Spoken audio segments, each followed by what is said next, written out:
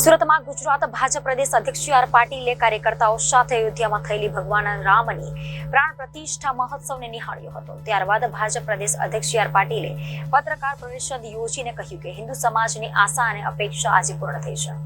1991માં car સેવકોએ પોલીસના દંડા ખાધા હતા, જે વિપક્ષ અલગ માનસિકતા રાખતું હતું। ત્યારે આ કાર સેવકોને અયોધ્યા લઈ જવા માટેની વ્યવસ્થા કરવામાં આવી હતી। આખા દેશને તેમની અપેક્ષા મુજબનું રામ મંદિર મળ્યું છે। 1400 કાર સેવકોને અયોધ્યા સ્થિત રામ મંદિરના દર્શન માટે ટ્રેનની વ્યવસ્થા કરવામાં આવી છે। રામ મંદિર બનવું જોઈએ તે માટે અનેક પ્રકારના આંદોલનો થયા હતા। અનેક લોકોએ કાર સેવા કરી હતી, અનેક લોકોએ શહીદી વિહોરી હતી, કેટલાય લોકોએ રામ મંદિર માટે વર્ષ તપસ્યા કરી હતી, વર્ષો સુધી બાધાઓ રાખી પોતાની અલગ અલગ રીતે લાગણી વ્યક્ત કરી હતી। દેશના અનેક હિન્દુઓની લાગણી અને અપેક્ષાઓને પ્રધાનમંત્રી નરેન્દ્ર મોદીએ આજે પૂર્ણ કરી છે, જે બદલ હું આભાર વ્યક્ત કરી અભિનંદન પાઠવું છું। રામનું અસ્તિત્વ ન હોવાનું કેટલાક લોકોએ માન્યું હતું। લોકોની શ્રદ્ધાને હાનિ પહોંચાડવાનું કામ કરવામાં આવ્યું હતું। નમસ્કાર મિત્રો, લગભગ 400થી વધુ વર્ષથી ભગવાન રામના જન્મભૂમિ અયોધ્યામાં રામ મંદિર બનવું જોઈએ એના અનેક પ્રકારના આંદોલનો થયા। અનેક લોકોએ કાર સેવા કરી, અનેક લોકોએ શહીદી ઓરી લીધી અને કેટલાય લોકોએ વર્ષો સુધી તપસ્યા કરી, વર્ષો સુધી બાધાઓ રાખી। કોઈએ મીઠાઈ છોડી, કોઈએ ચંપલ પહેરવાનું છોડ્યું, કોઈએ અલગ અલગ રીતે પોતાની લાગણીઓ વ્યક્ત કરી। આજે આદરણીય પ્રધાનમંત્રી શ્રી નરેન્દ્ર મોદી સાહેબે આખા દેશની ને આખા દુનિયામાં રહેતા હિન્દુઓની આ લાગણીઓને, એમની અપેક્ષાઓને પૂર્ણ કરી છે। એના માટે આદરણીય પ્રધાનમંત્રી શ્રી નરેન્દ્ર મોદી સાહેબનો ખૂબ ખૂબ આભાર માનીએ છીએ અને એમને ખૂબ ખૂબ અભિનંદન પણ આપીએ છીએ।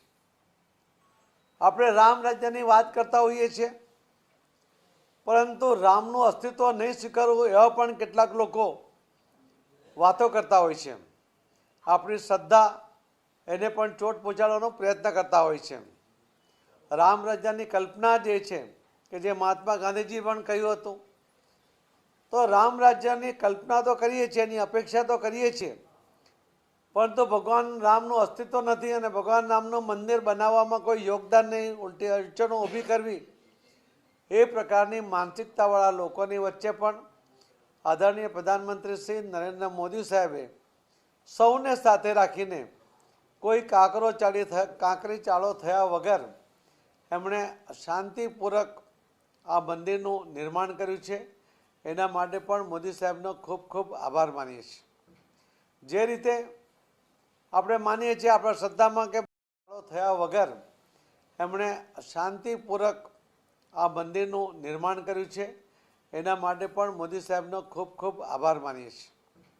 જે રીતે આપણે માનીએ છીએ આપણા શ્રદ્ધામાં કે ભગવાન રામ એ ભગવાન તો હતા જ, પણ સાથે સાથે અયોધ્યાના રાજા પણ હતા। અયોધ્યામાં જ્યારે એમનો જન્મ થયો ત્યારે જે રીતે અયોધ્યાને સજાવવામાં આવ્યું હશે એની કલ્પના કરીએ તો આજે જ્યારે ફરીથી એમના જન્મભૂમિ પર રામ મંદિરનું નિર્માણ થયું છે, ત્યારે પણ આખો અયોધ્યાને એ જ રીતે કાયમી સજાવવામાં આવ્યું છે। આખા દેશના લોકોની જે અપેક્ષા છે કે અયોધ્યા નગરી કેવી હોવી જોઈએ એના કલ્પના કરતાં પણ સરસ રીતે અયોધ્યાને ડેવલપ કરવામાં આવ્યું છે। મેં કહ્યું તેમ કે ભગવાન રામ રાજા પણ હતા, તો એમનો મહેલ અથવા તો એમનો રહેવાની જગ્યા એટલે કે એમનું મંદિર એ પણ ભવ્યાતિ ભવ્ય બનવું જોઈએ, એ જે અપેક્ષા હિન્દુ સમાજની હતી એ પણ આજે પૂર્ણ થઈ છે।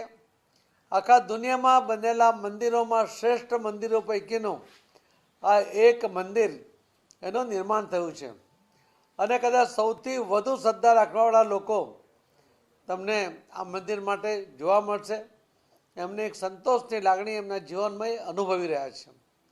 1991માં કેટલાય કાર સેવકોએ પોલીસના દંડા ખાધા હતા, જેલમાં પણ ગયા હતા। વિપક્ષી પાર્ટીઓ કે જે ભગવાન રામમાં શ્રદ્ધા રાખતી નહોતી એવા લોકોના જુલમો પણ સહન કર્યા હતા।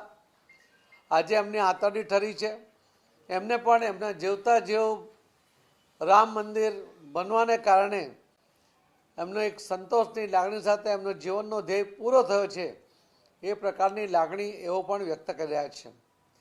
આજે જ્યારે ફરીથી જ્યારે કાર સેવકોને અને શ્રદ્ધાળુઓને દરેક લોકસભામાંથી એક ટ્રેન દ્વારા મોકલવાની વ્યવસ્થા થઈ છે, એમાં અમે કાર સેવકોને પ્રાધાન્ય આપવાના છે. જેમને જવું છે કાર સેવકોની કદાચ ઉંમર હશે, અવ્યવસ્થા છે, તો એમની સાથે પણ વધુ એક એમના કુટુંબીજન અથવા તો ઈચ્છે તેને સાથે લઈ જવાની વ્યવસ્થા પણ અમે ગોઠવી રહ્યા છીએ. આ પહેલી એક લોકસભાની ટ્રેન પછી બીજી બધી ટ્રેનો દ્વારા પણ શ્રદ્ધાળુઓ જઈ શકે અને એમને કોઈ પણ પ્રકારની અવ્યવસ્થા ન થાય એની પણ કાળજી રાખવામાં આવશે. ખૂબ સારી વ્યવસ્થા અલગ અલગ સંસ્થાઓ દ્વારા કરવામાં આવી છે. ભોજનની વ્યવસ્થા પણ કરવામાં આવી છે. એમાં કેટલાક તો ગુજરાતથી આ ભોજનની વ્યવસ્થા માટે પહોંચી ગયા છે. બાપા સીતારામ સહિતના અનેક લોકો એમાં ભોજન માટેની વ્યવસ્થામાં જોડાયા છે. Reporter Arvind Rathod, Janadesh news, Surat.